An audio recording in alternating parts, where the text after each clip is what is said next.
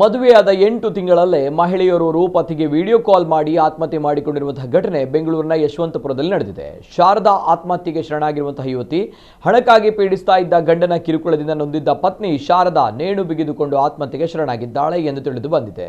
ತನ್ನ ರೂಮಿನಲ್ಲಿ ನೇಣಿಗೆ ಶರಣಾಗುವ ಮೊದಲು ಮನೆಯ ಹಾಲ್ನಲ್ಲಿದ್ದ ಗಂಡ ಮಹೇಶನಿಗೆ ವಿಡಿಯೋ ಕಾಲ್ ಮಾಡಿದ್ಲು. ಆದರೂ ಆಕೆಯನ್ನ ಆತ ತಡೆಯುವ ಪ್ರಯತ್ನ ಮಾಡಿಲ್ಲ ಎಂದು ಕುಟುಂಬಸ್ಥರು ಆರೋಪ ಮಾಡಿದ್ದಾರೆ. ಆತ್ಮಹತ್ಯೆ ವಿಷಯ ತಿಳಿದು ಪೊಲೀಸರು ಸ್ಥಳಕ್ಕೆ ಭೇಟಿ ನೀಡಿ ಪರಿಶೀಲನೆ ನಡೆಸಿದ್ದಾರೆ. ಆದರೆ ಪೊಲೀಸರು ಸ್ಥಳ ಮಹಜರು ಸರಿಯಾಗಿ ನಡೆಸಿಲ್ಲ ಎಂದು ಮೃತ ಶಾರದಾ ಪೋಷಕರು ಗೃಹ ಸಚಿವರಿಗೆ ದೂರು ನೀಡಿದ್ದಾರೆ.